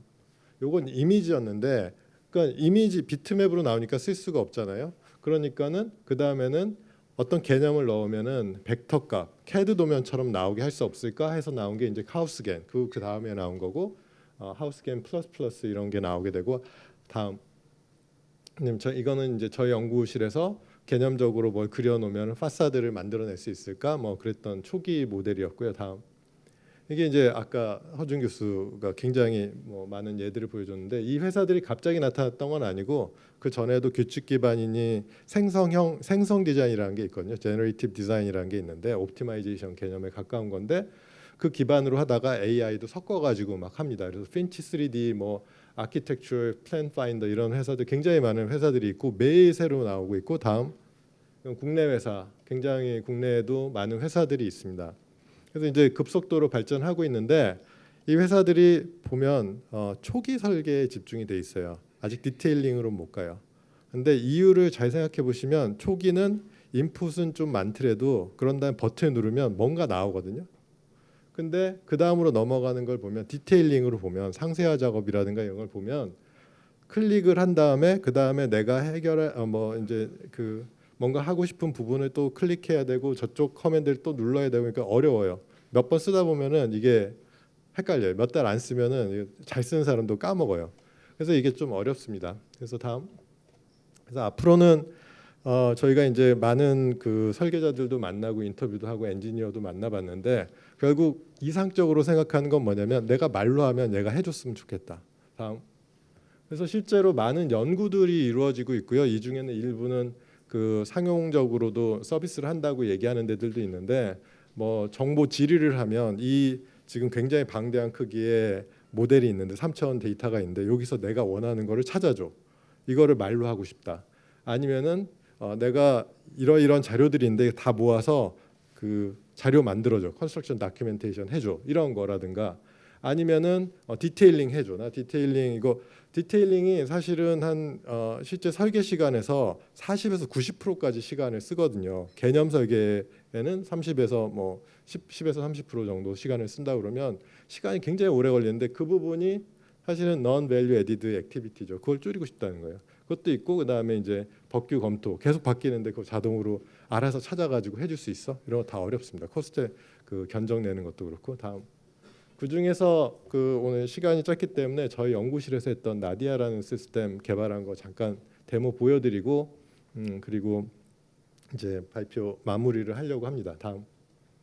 나디아는 이제 자동 디테일링 시스템이고요. 이거 기존에 있는 그 레빗이라는 빔 모델링 소프트웨어고 거기서 요거가 이제 디테일이 I 없는 need 거. an exterior wall detail for a new small residential project in France, and use bright, durable materials for the exterior finish and wood for the interior finish. 네, 이렇게 해서 이제 그 내가 뭐 외벽 상세를 만들어줘. 프랑스에 있는 건물이고 주택이야. 이렇게 하면은 지금 저 모델은 디테일이 없는 상태고요. 그 디테일이 없다는 거는 지금 쓴 게 회색으로 돼 있는 게 안에 뭐 방수층이라든가 이런 것들이 없는데 저희가 새로 만든 라이브러리를 보면 여기에 얘가 만들어준 라이브러리를 보면 여기에 뭐 그 그 멤브레인도 있고 뭐 그 단열층도 있고 이렇습니다. 그런데 가운데가 이제 나무니까 나무인 부분을 이번에는 이제 콘크리트로 바꿔달라고 Can you 합니다. modify the structure of this word detail to reinforced concrete? 이게 이제 말로 하는 거하고 텍스트로 입력하는 거하고 차이는 사실은 굉장히 작아요. 스피치 투 텍스트를 쓰면 되는데 이게 사용성 관점에서 보면은 굉장히 큰 차이입니다. 일반인들이 생각하기에는 텍스트로 이걸 하나하나 찍는다고 생각해 보세요. 이게 번거롭거든요. 그래서 이제 만들었는데 여기 보면 바꿔달라고 했으니까 이제 콘크리트로 된 재료로 다시 바꿔줍니다. 요거를 제어하기 위한 여러 가지 그 안에 안 보이는 장치들이 있는데 이제 그거는 지금 오늘의 주제는 아니니까 나중에 기회가 되면 또 설명을 드리고요. 그래서 이제 이렇게 만들어 놓고 저희가 만든 라이브러리 트랜스플랜트라는 기법이 있는데 그걸 써서 이제 바꿔달라고 말을 하면 Can you 그 replace the 방법이 details 실행됩니다. of the exterior walls of the second and third floors of this project? 이게 영문으로 지금 하고 있는데 사실 국문으로도 가능하고요. 그 다음에 국어로도 가능하고 실제 건축가들하고 지난 3월에도 테스트를 했고 이번 10월 말에도 테스트를 합니다. 그래서 모든 게 다 되는 건 아니지만 저희가 가능한 범위 내에서는 지금 적용이 가능하고 일부러 이제 바깥을 아까 처음에 만들 때 밝은색으로 해달라고 그랬는데 이제 이런 식으로 바뀌게 됩니다. 다음. 그래서 이제 원하는 대로 바꿔갈 수가 있는데 완벽하지는 않습니다. 완벽하지는 않아서 예를 들면 말로 하는 거는 말로 하는 거에 문이라는 표현을 썼다. 그런데 시스템에는 문으로 안 돼 있겠죠. 뭐 영어로 뭐 도어 뭐라고 돼 있거나 뭐 다른 말로 돼 있겠죠. 이런 거 매칭을 시켜줘야 되는데 이게 1대1 매칭이 아닐 때가 있어요. 그럼 그거를 어떻게 내가 말하는 거하고 커맨드 수도 하나인데 나가 말한 거는 여기는 막 20개가 넘어가요. 그걸 어떻게 매칭시킬 거냐. 세맨틱 매칭 문제가 있고 그다음에 그 LLM은 생성형이니까 이가 원하지 않는 답변을 줄 때 어떻게 컨트롤할 건가 그런 문제들이 있고 이따가 뭐 얘기할 기회가 있을지 모르겠는데 유효성 검토는 어떻게 할 거냐 뭐 이런 문제도 있고 그다음에 사람과의 인터랙션을 어떻게 살릴 것인가 이렇게 더 높이 향상시킬 것인가 그런 문제도 있습니다. 네, 여기까지 10분 딱 됐네요. 감사합니다. 예, 교수님 감사합니다. 네, 다음은 이어서 우리 박영준 실장님이 발표하겠습니다. 귀하신 분들 계시기 때문에 저는 이제 좀 빨리 발표를 마치고 내려가도록 하겠습니다. 다음. 앞서 이제 허준 교수님 우리 건설업의 어떤 생애주기 전체에 걸쳐서 다양하게 이제 자세하게 말씀을 해주셨고 또 이강 교수님 또 설계에 좀 집중하셔가지고 말씀을 하셨는데 뭐 아시겠지만 저희 현대건설은 뭐 소위 말하는 EPC, Engineering, Procurement, Construction 시공사입니다. 그래서 시공사 중심으로 좀 말씀을 드리는 게 맞지 않겠나라고 생각을 하게 됐고 그렇게 해서 자료를 준비했습니다. 근데 사실 그럼에도 불구하고 시공사에 한정되어 있을지는 모르겠지만 한국 건설업의 특성상 시공사가 주도하는 부분이 많기 때문에 아마 이 부분이 건설업에 미치는 어떤 그 좀 봐야 될 부분이 좀 있지 않을까 저는 생각을 합니다. AI for Construction 건설업을 위해서 건설업에서 이제 저희가 AI를 어떻게 쓰느냐 그 부분에 대해서 지난번 사전 토의할 때 이제 허 교수님께서는 그 이 핵심 키워드 안전, 품질, 생산성 말씀하셨는데 사실 저희가 이제 처음에 접근할 수 있는 분야도 아무래도 안전, 품질, 생산성 요 세 가지 측면에서 AI에 대한 활용을 저희가 이제 모색을 하고 있습니다. 첫 번째 보시는 것 같은 경우에는 AI CCTV를 가지고 그 현장에서 안전 관리를 하는 뭐 많이 이제 대중화되어 있는 그런 기술이 되겠습니다. 사실 쉽지가 않습니다. 뭐 AI 하시는 분은 아시겠지만 이 그 영상 AI 영상을 가지고 AI를 분석한다는 게 쉽지가 않습니다. 그리고 이걸 통해 가지고 현장에서는 저희가 정확도를 상당히 높여서 구체적으로 말씀드릴 수는 없지만은 지금은 아주 많이 활용을 하고 있는 그런 내용이 되겠습니다. 두 번째로 이제 품질에 대한 부분인데 품질은 이제 드론, 로봇 이런 어떤 계측 장비라고 하면 좀 그런데 장비를 가지고 실외를 돌아다니면서 어떤 시공 오차나 뭐 콘크리트 품질, 균열, 품질 관리에 대한 이런 부분 저희가 이제 담당을 하고 있고 마지막으로 생산성에 대한 부분은 아시겠지만은 뭐 소규모 사업이 아니고 뭐 수조 단위의 어떤 대규모 사업 같은 경우에는 입찰 제안서 하나 쓰는 게 만만치가 않습니다.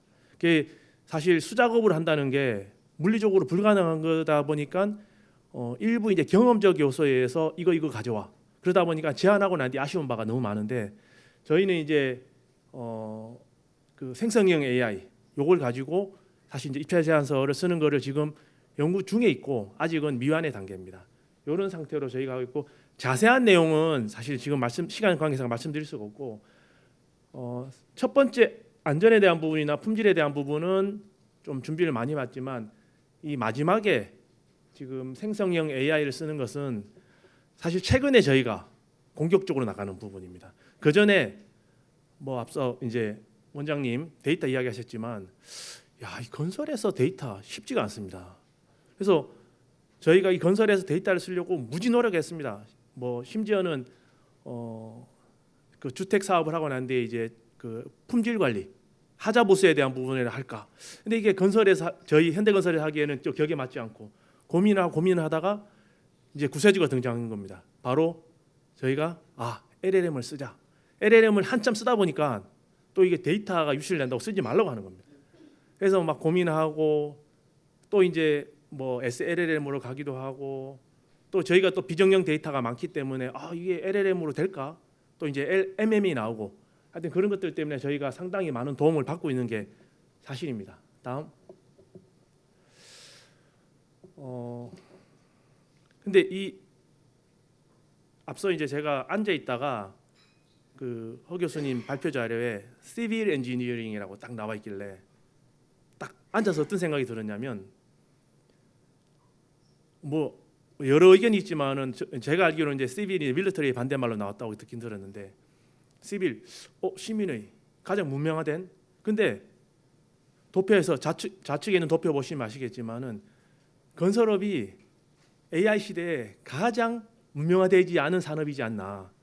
어찌 보면 농업보다도 후진적인 그런 산업이 건설업입니다.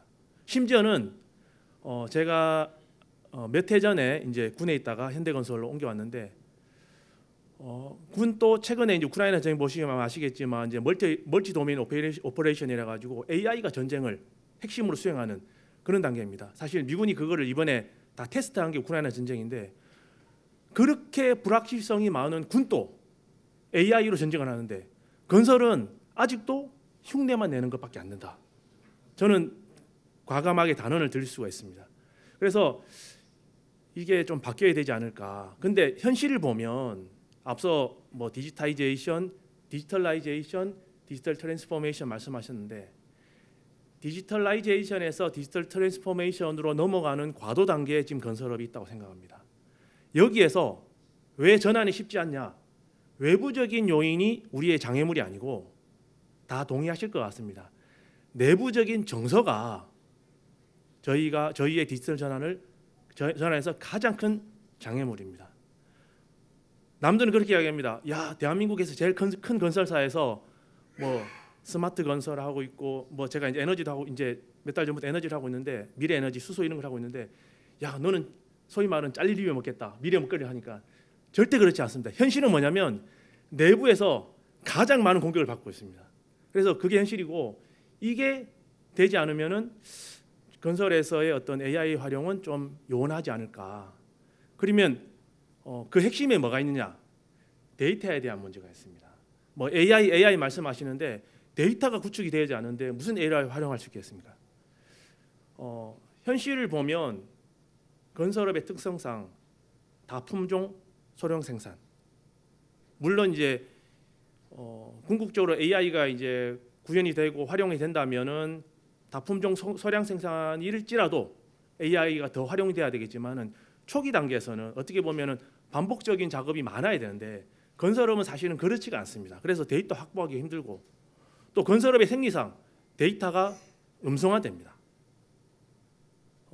시공을 하고 난 뒤에 준공이 끝나면은 데이터를 일단 버려야 됩니다.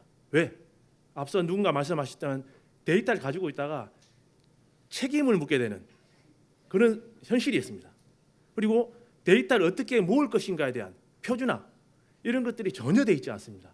그렇기 때문에 저는 처음부터 밑그림을 다시 그려야 되지 않겠나. 그 밑그림의 출발점은 목표 지향점은 건설에서 데이터 거버넌스 구축을 위해서 모든 이해 당사자들이 힘을 모아야 되겠다. 뭐 한두 번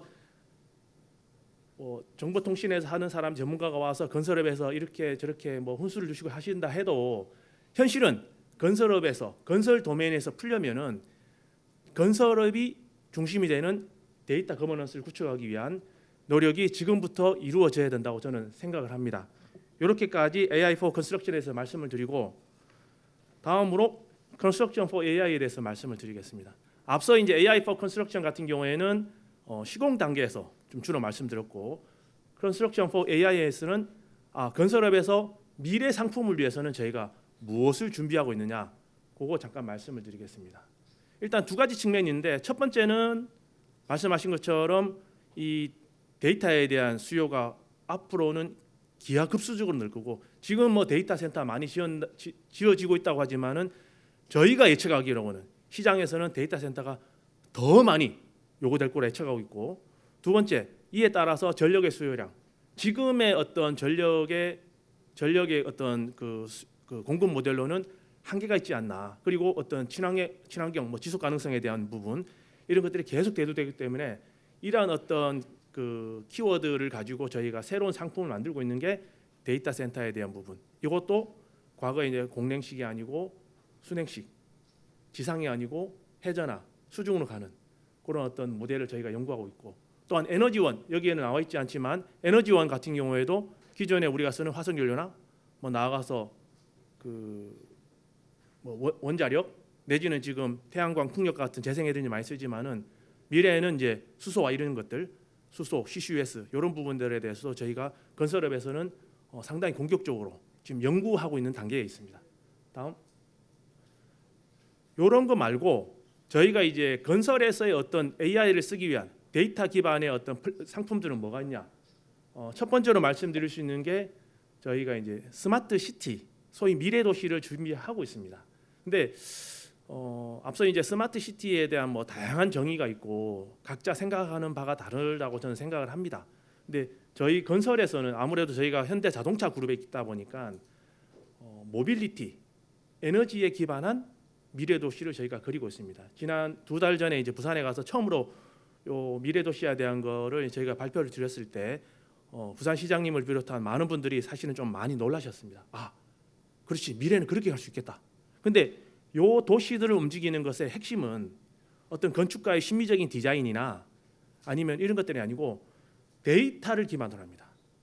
데이터를 가지고 도시를 설계하고 도시를 구성을 하고 그 데이터를 확보된 데이터를 가지고 또 도시를 운영하고 그런 것들이 기저에 깔려 있습니다. 그 핵심으로 저희는 모빌리티 저 뒤에 보시면은 약간 이제 보이는데 어떤 해상 풍력 이런 것들을 저희가 준비하고 있다고 보시면 되겠습니다. 다음 또 소규모 상품으로 봤을 때는 주택 이제 지능형 홈이라고 저희는 이제 명명을 하는데 아시겠지만은 그 얼마 전에 기사에 나오는데 현대 자동차나 현대 건설에서 직원을 채용하는데 죄송한 말씀이지만은 토목 건축을 전공한 직원들 채용하지 않고 AI, 데이터 이런 부분을 전공한 직원들을 저희가 이제 많이 채용을 합니다. 채용이 쉽지도 않는데 왜 그러냐면 물론 이제 얼마 전에 자동차에서 이미 그 선언을 했지만 더 이상 자동차는 플랫폼 사업이 아니다. 자동차는 서비스 사업이다. 그렇게 이미 선언을 한 바가 있고 그에 맞춰서 저희 회사 내에서는 아직 공감대 형성이 안 돼 있지만은 저는 저희 연구실에 이야기하는 게 앞으로 우리 건설도 더 이상 플랫폼으로 나가면 안 되고 서비스로 가야 된다.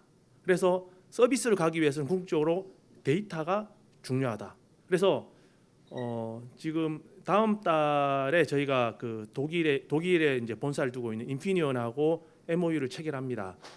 이유는 뭐냐면 그 비메모리 반도체 뭐 세계 시장을 주름잡고 있는 회사이기 때문에 해서 저희가 서비스 산업 위주로 가겠다. 그 대표적인 게 지능형 홈이고 지금 신사동에 DH 갤러리 가보시면 건강주택 이것도 어찌 말하면 초기 단계의 지능형 홈이라고 말씀드릴 수가 있습니다. 그러한 부분들 저희가 이제 준비하고 있고 토목의 예를 들면은 그겁니다. 아까 뭐 자율주행 차량 이렇게 말씀하셨는데 사실 제가 이제 듣기로는 자율주행으로 뭐 1분 뭐 한 단계 더 업그레이드 시키는 것보다는 제 생각에는 토목 인프라를 통해서 한 단계 더 업그레이드 시켜주는 게 어떻게 보면은 개발 비용을 더 줄일 수 있지 않을까. 그래서 뭐 지능형 교통체계 이런 것들을 도입하는 그런 연구들을 저희가 하고 있습니다. 드릴 말씀은 많은데 시간 관계상 저는 여기까지만 말씀드리도록 하겠습니다. 이상입니다. 예, 실장님 감사합니다. 지금까지 연사와 패널 분들의 발표를 모두 들으셨고요. 이제 이 네 분을 단상으로 모셔서 우리 플로어에 질문을 받도록 하겠습니다. 앞으로 나와 주시죠. 그러면 지금부터 이 플로어의 질의를 듣도록 하겠습니다. 질의하실 분들이 계시면 손을 들고 들어주시고요. 소속과 성함을 말씀해 주시고 또 어떤 분에게 질의하는지 이렇게 지명을 해주셨으면 감사하겠습니다. 질문은 아까 발표하고도 비슷하게 좀 간단하고 명료하게 해주시면 감사하겠습니다. 예. 이봉남 교수님. 예, 서울대 건설환경종합연구소 이봉남입니다. 이 발제자하고 지명 토론에서 다 같이 언급을 하신 게 데이터거든요. 이 데이터는 우리가 과거에 저는 이제 인프라 쪽에 보면 가장 많이 축적해 있는 게 하드카피입니다. 이걸 데이터화할 수 있는 걸 정부 쪽하고 같이 협의를 좀 했으면 좋겠어요. 계속 없다는 소리만 하시지 마시고. 그래서 이걸 일단 컴퓨터에 들어가면 데이터화가 됩니다. 현재는 보면 데이터가 종이 형태로도 남아있고 그걸 아날로그 데이터로 남아있거든요. 그걸 바꾸는 작업은 의외로 AI 데이터, AI 기반으로 바꾸면 디지털화를 충분히 시킬 수 있다고 봅니다. 그래서 그걸 공학한림원도 한번 공통적으로 요구를 좀 해주셨으면 합니다. 어떤 특정한 분한테 하는 것보다 우리 모두 발제자 그다음에 여기 청중들 그렇게 좀 해주셨으면 좋겠습니다. 그런 건의사항이 있으니 나중에 포럼 때 저런 부분을 혹시 또 논의할 수 있는지 한번 좀 해주시고. 예. 예, 한미글로벌 김종훈입니다. 방금 발표하신 박 실장님이 건설이 AI 측면에서 가장 후지다. 그리고 판을 처음부터 깔아야 된다는 말씀에 저는 전적으로 동의를 합니다. 제가 질문하고 싶은 거는 건축 설계에 관한 건데 저는 AI가 본격적으로 나오기 전부터 LH공사 같은 데서 왜 아파트를 매 프로젝트마다 외주를 줘서 저렇게 설계를 해야 되는가에 대한 의문을 굉장히 많이 가졌던 사람인데 이제 AI가 본격적으로 대두가 됐기 때문에 우리가 알파고 사례라든가 이런 거 챗GPT를 활용해서 도면 그리고 뭐 이런 거를 감안했을 때 아파트 설계를 굳이 디테일까지 다 매 프로젝트별로 해야 되느냐 여기에 대해서 이강 교수님이 좀 답을 해주시고 미래의 그 건축 설계 좀 좁게는 아파트 설계에 대해서 말씀해 주시고 허준 교수님이 조금 보태 주시면 좋을 것 같습니다. 감사합니다. 제가 건설회사 있을 때 신상문 개발팀에 있었기 때문에 아파트가 어떻게 개발되는지 잘 알아서 잘 답변 드릴 수 있을 것 같습니다. 사실 아파트가 고기서 고기 같아 보이지만 이게 우리가 새우깡도 굉장히 끊임없이 맛이 변화했다는 것처럼 라이프 스타일에 따라서 조금씩 변화를 계속 주지 않습니까? 그러니까 거기는 사실 이거는 재밌는 게 뭐냐면 학습 인공지능으로 해결하기가 어려운 게 학습되지 않은 데이터를 계속 새로운 인풋으로 주는 거예요. 그러면 이제 나오게 되기 때문에 이게 지금 AI 활용이 시각화에만 머물고 있는 거는 그런 컨텐츠를 제대로 반영하는 평면 설계가 결국은 사람이 개입이 돼서 할 수밖에 없다고 생각이 되기 때문에 완전히 AI가 다 해주는 거는 어렵다고 일단 보고 있고, 그러나 말씀하신 대로 반복적으로 예를 들면 LH의 디테일을 적용을 하고 싶다. 그러면 LH의 표준 디테일이 있지 않습니까? 아니면 뭐 적용을 해봐가지고 요걸 했더니 문제가 적더라. 그거를 적용하는 거는 사실은 회장님 말씀하신 대로 가능하면 AI가 해주면은 굉장히 생산성이 높아질 것 같습니다. 그래서 그게 사실 더 어렵긴 한데 그 기술 계속 개발하는 방향으로 가야 되고, 사실 그렇게 하려면은 아까 말씀하신 대로 표준화라든가 이런 부분 만들어져야 되고, 그 가격까지 또 자동으로 내고 싶은데 그러려면은 이제 우리 표준 분류 체계 국내에 일관된 게 없지 않습니까? 그래서 그런 거 뭐 공기 산출도 다 하고 싶어 하는데 그거 없어요. 뭐 그것도 바꿔야 되고, 이런 식으로 저희가 이제 틀을 좀 바꿔 나가야 되는 부분들이 있다고 생각합니다. 그러면 그 회장님이 상상하시는 꿈꾸시는 세상 올 거라고 생각합니다. 네, 이강 교수님께서 뭐 너무 잘 설명을 해주셔서 뭐 많이 덧붙일 말은 없을 것 같고요. 뭐 요점 중에 하나는 우리가 LLM을 보다 보니까, 챗GPT를 보다 보니까 이제 AI가 뭔가 대단한 마술을 만들어낼 것 같은 환상들을 갖기 시작을 했는데요. 충분한 데이터, 뭐 인터넷에서 거의 모든 데이터, 텍스트를 긁어와서 나온, 좀 전에 뭐 황 원장님께서도 말씀해 주셨던 패턴 매칭의 결과 이상도 이하도 아닙니다. 돌려 말하면 결국 이제 건축이나 뭐 다양한 분야의 설계 쪽에서도 어떤 완결성이 높은 수준의 어떤 결과물을 확보하기 위해서는 그 정도 수준의 데이터들이 많이 피딩이 돼야 된다고 생각하고, 뭐 당연히 다 아시는 부분들이라고 생각하겠지만, 그런 것들 그나마 이제 가능하게 할 수 있는 분야라 어떤 그 시스템이라고 얘기하면 이제 오토데스크 같은 데서, 내지든 좀 전에 말씀드렸었던 옴니버스 같은 데서 데이터가 충분히 축적이 되면 아마 회장님께서 생각하셨던 그런 분야에 좀 더 가까운 솔루션이 나오지 않을까, 그렇게 생각해 봅니다. 네, 이혜경 회장님. 예, 아까 우리 황 교수님이 다산 컨설턴트 회장이라고 소개를 해주셨는데, 저 한국 엔지니어링 협회장 이혜경입니다. 제가 왜 이 말씀 드리냐면 엔지니어링 협회 관련된 얘기를 하려고. 뭐 질문이라긴 그렇고요. 건의 내지는 앞으로 우리가 같이 검토하고 연구해야 될 내용이라서, 저희 엔지니어링 협회가 지난 한 3년 동안에 생산기술연구원하고 해서 정부 예산 한 280억 원을 써서 플랫폼을 만들었어요. 그런데 지금 그래서 이제 정부가 갖고 있는 데이터 이런 것들은 다 쌓아서 뭐 예를 들면 이제 어떤 지역에 대한 데이터는 무려 40여 개의 레이어가 깔려 있어서 어느 지역과 어느 지역에 뭐 도로를 놓겠다 하면 거기에 지정되는 뭐 관계되는 것들이 바로 나오게 이렇게 되어 있습니다. 근데 이제 우리 설계 데이터 그거가 이제 관건인데 아무도 안 내놓죠. 그 아까 거버넌스 구축 얘기가 나오긴 했는데, 내놓게 하는 방법, 또 저작권 문제, 뭐 그걸 강제화할 수 없을까? 뭐 별 생각을 다 해보고 있는데, 그걸 우리가 앞으로 좀 같이 연구 검토를 해야 되지 않을까. 감사합니다.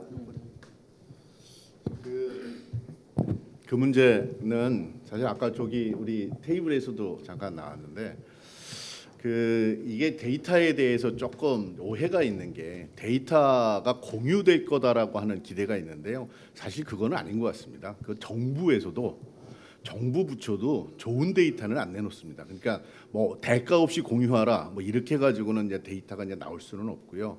그래서 이제 저희가 지금 이제 준비를 저희 원에서 뭐 정부랑 같이 이제 준비를 하고 있는 거는, 데이터 뭐 이제 공개할 거는 다 공유할 거는 다 합니다. 오픈 데이터 할 거는 하지만 가장 중요한 거는 주권 기반의 데이터 공유라고 그래서, 데이터를 가진 사람이 줄 사람하고 매건 해가지고 이렇게 뭐 계약을 맺든지 하고 자기 데이터가 어떻게 쓰이는지에 대한 피드백도 받고, 이런 기반을 만들어서 정말 이 주는 사람도 이득이 있고 충분한 그 어떤 그 보상 체계가 만들어지는 체계 하에서 그렇게 그 데이터를 공유하는 체계로 그런 거를 바꾸고 있고요. 뭐 마침 오늘도 그래서 이제 그 저 EU에서도 그런 똑같은 고민을 하고 있습니다. 그래서 그렇게 그 저 이 데이터를 가진 사람들, 쓸 사람들이 편한 게 아니고 가진 사람들이 이익을 보는 데이터 활용 체계를 만들어내는데 지금 이제 어떻게 정책의 이제 이 포커스가 지금 바뀌어가고 있다 이렇게 말씀을 드리겠습니다. 저도 그 부분에 짧게 답변을 추가드리고 싶은데요. 일단 저는 민관과 공공을 나눠서 얘기해보고 싶습니다. 공공 쪽은 거버넌스 기제가 작동을 할 수 있다고 저는 생각을 합니다. 예를 들어서 국토교통부만 보더라도 도로 관련 데이터들이 한 3개의 부서에서 다 비슷한 데이터를 모아서 유지하고 관리하고 있습니다. 서로 교류별을 하고 있지 않고요. 그런 부분은 이제 거버넌스를 바꿈으로써 해서 어느 정도 그 개선의 여지가 있을 거라고 저는 생각을 하고요. 두 번째 민간에서 이제 생산하는 데이터에 대한 이슈는 뭐 우리 황 원장님 말씀에 100번 동의하고요.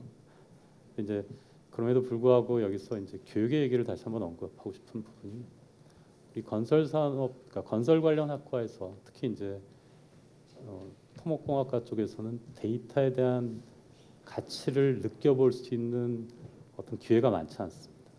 그러니까 컬처의 문제가 되는 거죠. 이 도메인에서의 그래머가 그렇습니다. 데이터는 쓰다가 버리는 거래라는 어떤 그런 인식 내지는 괜히 잘못 모아놨다가 문제가 생길 수 있다는 어떤 그런 느낌들, 뭐 여러 가지 기제들이 있을 수 있겠죠. 그거는 컬처가 바뀌어야 되는데 한 번에 해결될 수 있을 거라고 생각하지는 않고 그럼에도 불구하고 피할 수 없는 방향이라고 생각됩니다. 어느 순간 오토데스크에서 버튼 하나 누르면 뭐 1000가구 되는 아파트 공동주택이 생성되는 상황이 전 반드시 올 거라고 생각을 하고요. 그런 상황이 되기 전에 뭐 그런 상황을 피할 수는 없을 거라고 생각합니다. 근데 그런 상황이 된다 손 치더라도 여전히 데이터에 기반한 어떤 의사결정과 데이터에 기반한 엔지니어링은 피할 수, 어쩌면 AI라는 이름 저도 사실은 데이터에 기반한 어떤 엔지니어링의 어떤 패러다임 시프트의 한 표현이라고 저는 생각을 합니다. 그런 부분들이 대학에서 특히 건설 관련 학과에서 신경을 써야 될 부분이 아닐까 그렇게 생각합니다. 짧게 1분 정도만. 예. 그 설계 데이터 관련해서 사실 지금 오늘 보여드렸던 내용이 국토부에서 지원받아서 하고 있는 과제인데, 요거 처음에 접근할 때 당연히 하고 싶었던 게 굉장히 많은 그 아까 허준 교수도 얘기했지만 인풋, 아웃풋, 페어 이런 거 3차원 데이터를 얻으려고 굉장히 노력을 했는데 일단 처음에는 접근 자체가 어려웠고요. 아까 여러 이유로. 근데 접근을 해봤어요. 해봤더니 어떻게 돼 있냐면 일단 3차원으로 소위 빔으로 설계된 정보는 거의 없어요. 그러니까 모아진 게 없어요. 국가에서.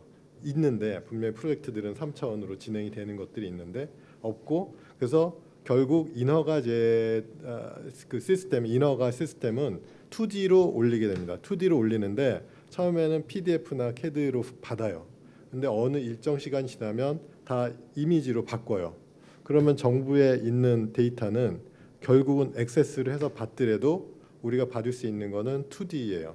그리고 그 과정에서 진행되는 과정에서 우리가 인텔리전스를 쓸 수 있는 것들은 가격이 어떻게 되고 공기가 어떻게 되고 이런 거 하고 싶은 거잖아요. 여기 법규 체크 자동화하고 할 수가 없어요. 2D 이미지 가지고 우리가 뭘 할 수 있겠습니까? 그리고 처음에 받을 때 CAD 도면으로 봤는데 CAD 도면 가지고 할 수 있는 건 굉장히 제한적이죠. 그래서 거버넌스의 문제 말씀해 주셨는데 제가 아까 이제 표준화 얘기도 하고 했는데 일단은 이런 것들을 할 수 있는 절차라든가 이런 규정 이런 것들이 먼저 된 다음에 그 다음에 이거를 어떻게 정보 제공자가 윈할 수 있고 정보 사용자도 윈할 수 있는 윈윈할 수 있는 방법을 만들어낼 거예요. 이게 같이 가야 된다고 생각을 하는데 일단은 그 전에 아무것도 없는 거 가지고 저희가 얘기를 해야 되는 상태거든요. 이 부분은 여기 계신 많은 분들이 좀 같이 고민을 하고 힘을 써주셔야 될 것 같고요. 이거 위해서 이제 공공 데이터 그를 활용한 정부 건축물 관리 과제도 지금 기획을 해가지고 뭐 발주가 될 것도 같은데 이런 걸 통해서 좀 더 연결되고 준비를 하려고는 하는데 이게 쉽지는 않습니다. 그래서 많은 도움을 부탁드립니다. 감사합니다. 예, 시간이 거의 다 되는데요. 이 토론이 끝이 없을 것 같습니다. 그래서 질의는 이제 여기서 대충 끝내고요. 우리 박영준 실장님이 올라오셔가지고 한 말씀 안 하셨는데 혹시 하신 말씀? 제일 마지막에 간단하게. 예, 제가 실무에서 생각했던 데이터에 대한 입장을 말씀을 드리면 데이터를 저는 재화로 생각을 좀 더 나아가서 표현을 드리면 돈이라고 생각하면 문제가 쉽게 보인다고 저는 생각을 했습니다. 이 재화 내지는 돈을 어떻게 관리할 것이냐, 공산주의처럼 국가가 주도해서 할 수 있느냐, 할 수 있습니다. 중국처럼 빨리 만들 수는 있죠. 그러나 중국이 만든 어떤 AI 모델이 과연 지속 가능하냐?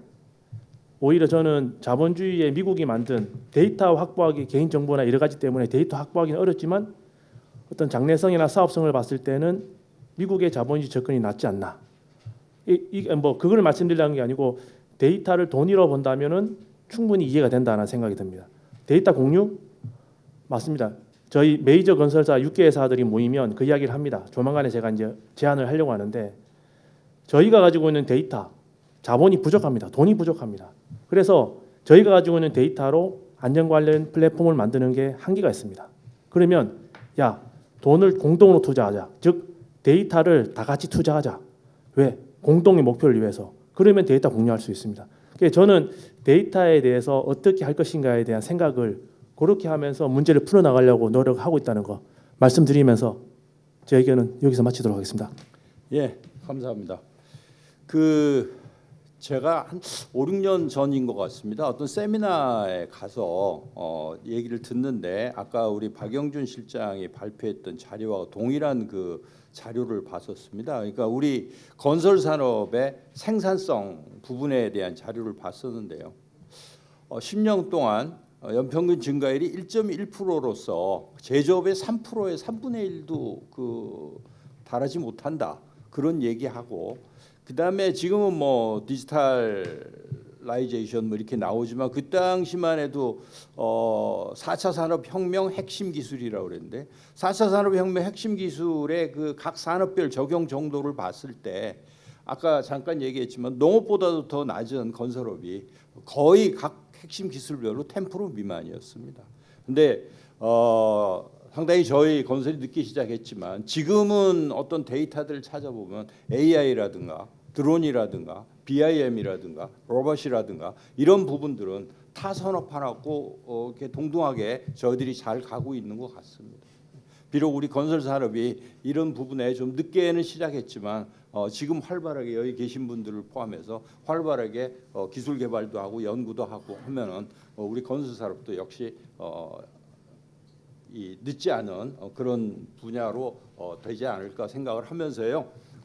오늘 이 모든 그 순서를 마치도록 하겠습니다. 고생해주신 연사님과 패널 분들께 감사드리고요. 경청해주신 여러 회원님들께 감사드립니다. 감사합니다. 수고하셨습니다.